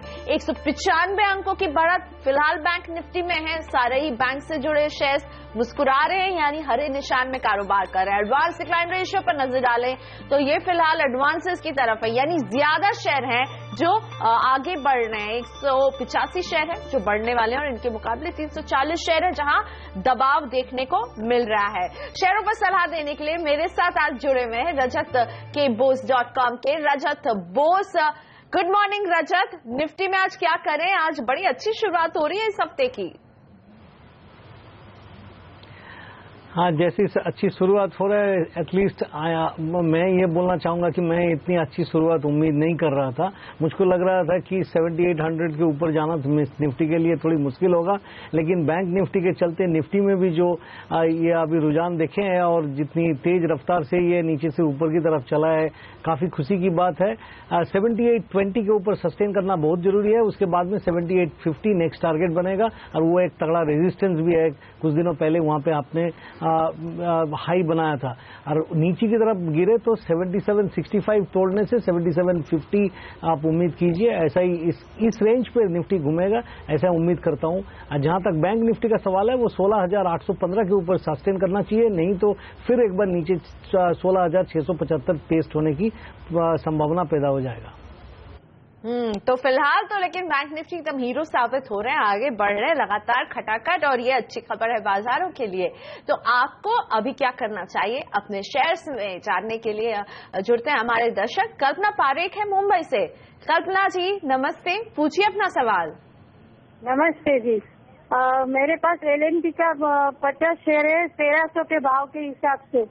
अभी मुझे आगे क्या करना चाहिए? और शेयर लेना चाहिए या बेच देने का चाहिए? अब बस मुझे एक क्लैरिटी चाहिए, आपने किस भाव पर LNT की खरीदारी की थी? 1300 पे आपने खरीदारी की है। ओके, तो आपको अभी नुकसान यहाँ पर उठाना पड़ रहा है कल्पना को। रजत, LNT में क्या करने की आप सलाह देंगे कल्पना जी को? कैसा है चार्ट? देखिए, मेरा कहना ये रहेगा कि 1275 रुपया इसी के नीचे अगर LNT चला जाता है और वो अच्छी वॉल्यूम के साथ चला जाता है तो काफी नीचे जाने की पॉसिबिलिटी तैयार हो जाएगा। 1275 के नीचे कल्पना जी को रखना नहीं चाहिए। अगर उसके नीचे क्लोज होता है तो आप निकल जाइए, क्योंकि तब एटलीस्ट 200 पॉइंट फॉल इसमें आ सकता है। तो मैं कहूंगा कि 1275 इज योर स्टॉप लॉस। फिलहाल कोई टारगेट नहीं दे रहा हूं। मिनिमम 1305 के ऊपर जाने के पहले कोई ऊपर की तरफ प्रोजेक्शन नहीं किया जाएगा। ओके, सो 1275 का एक स्टॉप लॉस कल्पना ध्यान रखें, और 1250 का वो लेवल है अगर वो देखता है LNT तो निकलने की सलाह रजत आपको दे रहे हैं। आकाश दुबे वाराणसी से। आकाश जी पूछिए अपना सवाल। मैम, मेरे पास हिंडाल्को के 75 रुपए के रेट पे 100 शेयर है, उसमें क्या करना है अभी? हिंडाल्को कैसा दिख रहा है चार्ट्स पर रजत? आपको क्या सलाह देंगे आकाश को? देखिए, मुझको जहां तक समझ में आ रहा है कि हिंडाल्को अभी एक बेस बना रहा है, और इस बेस फॉर्मेशन में खरीदारी करने का सलाह देना थोड़ा मुश्किल इसलिए है कि दुनिया की बाजार में ये जो बनाते हैं एल्युमिनियम और कॉपर, इसके काफी ओवर सप्लाई सिनेरियो हुआ है। फिलहाल अगर 85 के ऊपर में चलने लगे और उसके ऊपर में सस्टेन करे तो फिर ये रखना चाहिए। अगर इस रैली में जो रैली अभी हो रहा है उसमें 85 नहीं पार करे तो निकल जाइए। और अब दिलीप जाधव थाने से जुड़ गए मेरे साथ। नमस्ते दिलीप जी, बताइए कौन सा शेयर है आपके पास? मेरे पास ग्लोबल स्पिरिट। हेलो जी जी, ग्लोबल स्पिरिट का 4000 शेयर्स हैं, 80 के भाव पे लिया हुआ। मैं 6 महीना रुकने के लिए तैयार हूँ, मगर वो अभी बेच लूँ या रुक जाऊँ? मुझे आपसे रिप्लाई चाहिए था, कुछ टेक्निकल एनालिसिस क्या बोलता है। आपकी दुविधा दूर करेंगे। रजत यहाँ मेरे साथ है। रजत, ग्लोबल स्पिरिट के 4000 शेयर हैं, क्या आपको लग रहा है, क्या करने की सलाह देंगे? टेक्निकल चार्ट्स कैसे दिखते हैं? देखिए, मेरे ख्याल से इसमें मैं सिर्फ ग्लोबल स्पिरिट से नहीं, मैं पूरी ये जो क्षेत्र है जो ब्रूअरीज मतलब द स्पिरिट्स कंपनीज है, तो इसमें मैं बोलूंगा कि आपको रखना चाहिए। ऊपर में काफी अच्छी मूवमेंट हो सकता है। फिलहाल आपका स्टॉप लॉस जो है वो 72 के नीचे होना चाहिए। जब तक 72 के नीचे क्लोज नहीं करता है तो आप होल्ड करके रखिए इसको। अभी फिलहाल होल्ड की सलाह ग्लोबल स्पिरिट में रजत दे रहे हैं। अमित गुप्ता श्यामली से जुड़ गए हमारे साथ।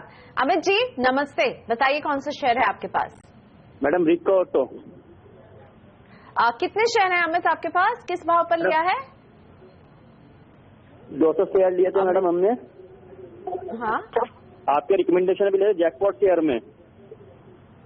ओके, जैकपॉट शेयर के तौर पर लिया था आपने। स्टॉप लॉस का ख्याल रखा था इसमें? मैडम, आपने जैकपॉट शेयर में स्टॉप लॉस नहीं बताया था। ओके, तो हमने स्टॉप लॉस हम जरूर सुझाते हैं, और रिको ऑटो इन्होंने खरीदा था। फिलहाल 4 रुपए 10 पैसे के नुकसान पर बैठे हुए हैं। रजत, रिको ऑटो क्या सलाह देंगे अभी?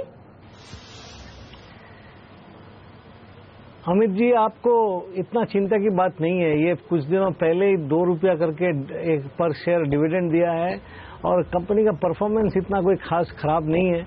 मैं इस काउंटर में नीचे लेवल से खरीदारी करके मेरे पास में ये शेयर है और मैं आपको कहूंगा कि कुछ दिनों पहले जो 62 रुपया का हाई बनाया था उसको भी पार करके आगे निकलेगा। आप अगर इसमें निवेशक की तरह बने रहेंगे तो कोई खास खतरा नहीं है, लेकिन अगर आप स्टॉप लॉस लगाना चाहते हैं तो 39 के नीचे अगर क्लोज करता है तो निकल जाइए, वो आपके लिए बेहतर होगा। और नहीं तो मेरी तरह अगर आप बने रहना चाहते हैं तो भी उसमें कोई प्रॉब्लम नहीं है। और मैं सिर्फ यही कहूंगी कि रजत जी ने मेरे मुंह की बात छीन ली। हम जब भी जैकपॉट शेयर आपको देते हैं अमित जी, जैसे कि आपने रिको ऑटो खरीदा, लंबी अवधि के निवेश के लिहाज से देते हैं और रजत भी आपको यही कह रहे हैं, लंबी अवधि के लिए आप टिके रहिए रिको ऑटो में। ये है हमारा जैकपॉट शेयर भी। और अब अंकित शाह पुणे से। अंकित बताइए कौन सा शेयर है आपके पास? HCC 200 at 27 rupees। ओके, तो क्या करें, होल्ड या सेल? रजत जी, HCC चार्ट स्ट्रक्चर कैसा है? ₹2.15 का नुकसान यहां उठाना पड़ रहा अंकित को। नहीं, मेरे ख्याल से इसको रखना चाहिए। अब उतना नहीं बोलेगा कि अभी आप निकल जाइए, इसमें ऊपर की तरफ मूवमेंट होने की गुंजाइश है। 29 रुपया पार करने से इसमें अच्छी मूवमेंट आएगा, बट अभी मैं आपको 21 के नीचे स्टॉप लगा के बने रहने का ही सलाह देता हूं। 21 का स्टॉप लॉस HCC पे रजत जी दे रहे हैं आपको सलाह, इसका ख्याल रखें। लेते एक छोटा सा ब्रेक, अभी हाजिर हो रहे हैं रजत बोस हमारे साथ बने हुए आपके तमाम सवालों का जवाब देने के लिए।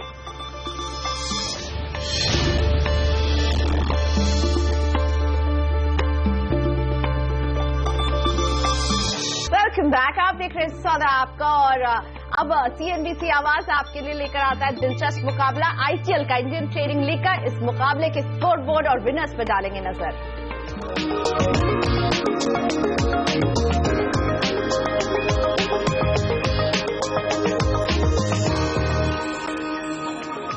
तो ITL के मुकाबले में सबसे पहले ट्रेडर्स लीग का स्कोरबोर्ड आपके सामने है। दीपक वोरा 156% के रिटर्न के साथ है वीकली विजेता। ट्रेडर्स लीग में, इंडियन ट्रेडिंग लीग के इस स्कोरबोर्ड में दीपक सबसे ऊपर चल रहे हैं जबरदस्त रिटर्न के साथ। और विमेन लीग में शगुन अहलूवालिया को मिल रहा है अच्छा खासा रिटर्न अपनी चॉइसेस पर, और इस रिटर्न के बलबूते शगुन अहलूवालिया है नंबर 1 के पायदान पर। और नजर डालते हैं कमोडिटी में कौन है सबसे आगे, और कमोडिटी में विजेता साबित हो रहे हैं भावना बेन पटेल 163% के रिटर्न के साथ। भावना बेन को मिल रहा है शानदार रिटर्न कमोडिटी में, और नंबर 1 के पायदान पर खड़ी हैं भावना बेन। और इस दिलचस्प मुकाबले में 2 हफ्ते पहले हमारी विनर रही थी ITL में मिताली जसपारा, जो मेरे साथ जुड़ी हुई है हमारे मुंबई स्टूडियो से। मिताली सुरेश जसपारा को पिछले हफ्ते इन्होंने कमाया था 86% का रिटर्न। मिताली, स्वागत है। सबसे पहले बधाई विनर बनने के लिए, और मुझे बताइए आपकी स्ट्रैटेजी क्या रहती है कि 86% रिटर्न आपने कमाया है? Thank you. स्ट्रैटेजी के बारे में पहले बोलने से पहले मैं ये कहना चाहूंगी कि मैं अपने आप को एक स्पिरिचुअल ट्रेडर कंसिडर करती हूँ। ट्रेडिंग के मामले में अपना माइंड क्लियर रखना सबसे ज्यादा जरूरी है, एंड उसके लिए मैं रेकमेंड करना चाहूंगी कि लोग मेडिटेशन करें, ट्रेडिंग को एक प्रेशर की तरह ना ले, एक गेम समझ के एंजॉय करें, और तभी इसमें आप ज्यादा से ज्यादा रिटर्न कमा सकते हो। दूसरी चीज है रूल्स। जब अपने रूल्स आप लिख के फॉलो करने में और उसमें अध्ययन करना सबसे ज्यादा जरूरी है, क्योंकि एक बार अगर आप रूल्स तोड़ देते हैं तो दूसरी बार तोड़ेंगे, तीसरी बार तोड़ेंगे, और ये श्योर रेसिपी फॉर फेलियर है। और अपनी स्ट्रैटेजी लिख के उसको कॉम्प्रिहेंसिवली बैक टेस्ट करके उसको कंप्लीटली कन्विक्शन के साथ अप्लाई करने के लिए अगेन साइकोलॉजी सबसे ज्यादा इम्पोर्टेंट फैक्टर है। स्ट्रैटेजी के बारे में ये कहना चाहूंगी कि मैं एलियट वेव स्ट्रैटेजी यूज करती हूँ, जिसमें एलियट वेव का स्ट्रक्चर ऐसे होता है जैसे मार्केट भागती है, जैसे हम रेस भागते हैं थोड़ा पॉज लेते हैं, वैसी तरह मार्केट में जब भी एक बड़ा मूव आता है उसके बाद मार्केट सांस लेती है। जब सांस लेती है तो स्पीड कम हो जाती है, थोड़ा गिराव आता है। उस गिराव को फिबोनाची लेवल्स पे मेजर करके, जैसे 23% है या 38% है या 61.8% है, उस लेवल्स पे जाके अगर हम जब ऑप्शंस बाय करते हैं, ऑप्शंस बाय करने का फायदा ये होता है कि ऑप्शंस बाय करने से आपका रिस्क लिमिटेड हो जाता जाता है। जैसे फ्यूचर्स एंड ट्रेडिंग में रिस्क अनलिमिटेड रहता है, आप अनलिमिटेड लॉस कर सकते हैं, ऑप्शंस में लॉस लिमिटेड रहता है। तो कितना आपको लूज करना है पर ट्रेड वो कैलकुलेट करके चाहिए, ना कि कितना आपको बनाना है पर ट्रेड। और जब आप ये करते तो मिताली बहुत ही स्पिरिचुअल अप्रोच है आपका, लेकिन आप टेक्निकली भी बहुत साउंड रहती है। मुझे आज बताइए, इस हफ्ते आप बाजार में किस तरह का ट्रेड लेने वाली हैं, किस पर रहेगी आपकी नजर? इस हफ्ते मूव बुलिश है और कॉल ऑप्शंस बाय करने की सजेशंस मैं सबको दे सकती हूं, और in the near term view is bullish. Having said that, अपने सिग्नल्स और स्टॉप लॉस को बनाए रखें। अगर आपका स्टॉप लॉस ट्रिगर हो जाता है, कभी आप उसको गिराइए मत, निकल जाइए, दूसरे ट्रेड की वेट कीजिए। इस खोज में ना रहिए कि एक ही ट्रेड में सारा पैसा बनाना है। अगर 10 ट्रेड भी स्टॉप आउट हो जाती है, अपनी स्ट्रैटेजी पे कन्विक्शन रखिए, रूल्स पे अध्ययन कीजिए और 11वां ट्रेड जरूर लीजिए, क्योंकि वो 11वां ट्रेड आपको 10 ट्रेड के मुकाबले जो खोया है उस 11वें ट्रेड में मिलेगा। तो रूल्स बहुत बहुत जरूरी होते हैं। जी, बहुत शुक्रिया मिताली अपनी टिप्स हमारे साथ शेयर करने के लिए। और साथ ही में मिताली ने ये बताया कि वो बहुत स्पिरिचुअल है, मेडिटेशन करती है और बाजार को जब वो देखती है तो रूल्स को जरूर फॉलो करती है। इसका ख्याल जरूर रखेंगे, यानी स्टॉप लॉसेस आपके एकदम सही समय पर आपको लगाने चाहिए। शुक्रिया मिताली। हमारी विनर थी ITL में विमेन लीग की। लेकिन एक अहम खबर, अभी की सबसे बड़ी खबर आपकी स्क्रीन पर आ रही है। सुप्रीम कोर्ट ने नाबालिग दोषी की रिहाई पर रोक की याचिका को खारिज कर दिया है। दिल्ली महिला आयोग ने ये याचिका दी थी कि उसकी रिहाई ना हो, और इसको सुप्रीम कोर्ट ने आज सुबह इसकी सुनवाई थी। अभी अभी खबर आ रही है कि इस याचिका को खारिज कर दिया है।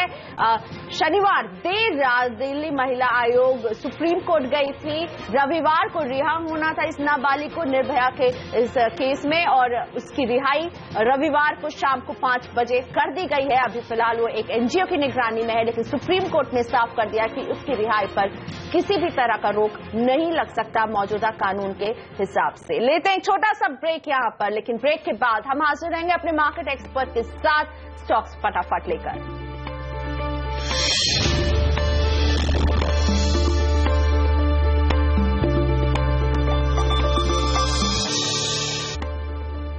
वक्त है स्टॉक्स फटाफट का। मेरे साथ रजत बोस है। आपके सवालों का जवाब देने के लिए शुरुआत करते हैं सवालों का सिलसिले को।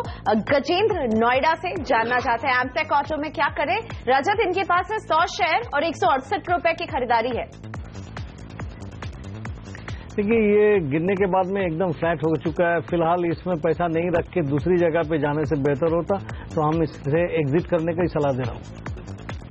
दुर्गा शंकर त्रिपाठी कानपुर से सवाल भेजा है। सिटी यूनियन बैंक 1300 शेयर 25 रुपए की खरीद। आई वुड से कि उन्होंने अच्छी पैसा कमा रहा है, फिलहाल भी ये अप ट्रेंड में है। Hold it with stop below 85। Target for medium term would be 100। Neeraj Bakshi Nectar Life Sciences के 1000 शेयर 50 रुपए की खरीद। मेरे ख्याल से इसमें से एक बार प्रॉफिट बुक करके मुनाफा वसूली करके निकल जाना चाहिए। पुणे से दिलीप किशोर के पास है SML इसूजू के 200 शेयर 1090 की खरीद है। फिलहाल ये काउंटर अच्छा चल रहा है, तो मैं बोलूंगा कि 1150 के नीचे स्टॉप लगाइए और स्टॉप लगा के बने रहिए। 1400 से 1450 का मीडियम टर्म टारगेट है। दिल्ली से RP सिंह के पास है एल्जा फार्मा के 500 शेयर 107 रुपए में इन्होंने खरीदारी की थी। इसमें खास कुछ मूवमेंट नहीं होता है, इससे एग्जिट कर जाना चाहिए। इंदु कपूर जानना चाहती है मिर्जा इंटरनेशनल में क्या करें। 200 शेयर 136 रुपए की खरीदारी। फिलहाल इसमें 128 का स्टॉप लगाइए, बने रहिए। टारगेट आपके लिए 144 रुपया 50 पैसे। नोएडा के मनमोहन शर्मा के पास है IDBI बैंक के 150 शेयर 148 रुपए की खरीद है। देखिए, इसमें तो उनको काफी लॉस लग रहा है, तो फिलहाल इसलिए मैं बोल रहा हूं कि 80 रुपया के नीचे फाइनल स्टॉप लगा के बने रहिए। हो सकता है कि 103 से 105 तक पहुंच जाए, वहां पे अगर क्रॉस नहीं करे तो निकल जाइएगा। लॉस आपके लिए कुछ कम हो सकता है। शिमला से अश्विन देना बैंक के 100 शेयर 118 रुपए की खरीद है। इसमें भी वही हम बोल रहे हैं कि फाइनल स्टॉप 38 के नीचे लगाइए। एवरेज करने का अगर मन है तो 47 के ऊपर चले तभी एवरेज कीजिए, नहीं तो जो है उसको लेके बने रहिए और 38 के नीचे जाने से निकल जाइए। जयपुर से अरुणा जेटली जानना चाहती है अदानी में क्या करें। अदानी इंटरप्राइजेस के 200 शेयर 77 रुपए की खरीद। देखिए, मैं इसमें यही बोलूंगा कि उनका जो प्राइस है वही एक सपोर्ट है, उसी के नीचे स्टॉप लगा के वो बने रहे। अगर ऊपर में कुछ मिलता है तो अच्छा है, नहीं तो वो स्टॉप तोड़ने से निकल जाइए। अब मुंबई से सागर जानना चाहते हैं हैदराबाद इंडस्ट्रीज 200 शेयर 720 रुपए की खरीद। इसमें से एग्जिट करने से बेहतर होगा। निखिलेश कुमार के पास है अदानी पावर के 1000 शेयर 31 रुपए की खरीद है। मैं बोलूंगा कि ये 32 रुपया अगर तोड़ के ऊपर नहीं जा सकता है तो निकल जाना ही बेहतर होगा, क्योंकि इसमें दम थोड़ा कम होने लग गए हैं। भोपाल पे नारायण सिंह ठाकुर के सवाल को शामिल करते हैं। जुबिलेंट में क्या करें। 100 शेयर है 289 रुपीज की इनकी खरीद रही है। ये अभी थोड़ा नीचे की तरफ जा रहा है, उनको लॉस लग रहा है, लेकिन उनको हम बोलेगा कि 215 के नीचे ये काउंटर अगर चला जाए तो उसमें से एग्जिट हो जाना चाहिए, नहीं तो 215 तक स्टॉप लगा के बने रहिए। बंगलुरु से दीपक जी के सवाल को शामिल करते हैं। SGVN के इनके पास है 1500 शेयर 24 रुपए 70 पैसे की खरीद है। 5 रुपए 95 पैसे के मुनाफे पर बैठे हैं। इसमें भी होल्ड करने का ही सलाह दूंगा। 27 के नीचे स्टॉप लगाइए, टारगेट 35 का है, बने रहिए जब तक 27 नहीं तोड़ता है। कोलकाता से सुशांत का सवाल। GSFC के 2500 शेयर 96 रुपए की खरीद की है इन्होंने और पर शेयर इन्हें 24 रुपए 75 पैसे का नुकसान हो रहा है। बड़ा नुकसान है। ये बड़ा नुकसान रखना नहीं चाहिए, एग्जिट हो जाना चाहिए। फर्टिलाइजर के ऊपर में कुछ खास अच्छा अभी चीज नहीं दिख रहा है। अहमदाबाद से उमेश मेहता के पास है सन टीवी के 100 शेयर 440 रुपए की खरीद है। इनको मैं 350 के नीचे स्टॉप लॉस लगा के बने रहने का सलाह दूंगा। टारगेट वही 450 से 470 का ही अभी भी बना हुआ है। 350 टूटने से निकल जाइए, नहीं तो बने रहिए। नेहा कुमार पटना से पूछ रही हैं ENIL में क्या करें। 300 शेयर 240 की खरीद। देखिए, ये तो मूवमेंट अच्छा है। अभी 585 के नीचे स्टॉप लगा के बने रहिए। फर्स्ट टारगेट बनेगा 850 का। अगर उसके आगे चलता है तो मीडियम टर्म में 1000 रुपया भी जा सकता है। आप 585 का स्टॉप लगा के अपना मुनाफा लेके बैठा रहिए। शुक्रिया रजत जी हमारे लिए वक्त निकालने के लिए। रजत बोस से हम इजाजत ले रहे हैं और सौदा आपका में आज मेरे पास इतना ही वक्त भी था आपके साथ। मुझे भी यही इजाजत दीजिए। नमस्कार। ब्रेक के बाद हम हाजिर रहेंगे कमोडिटी राउंड अप के साथ।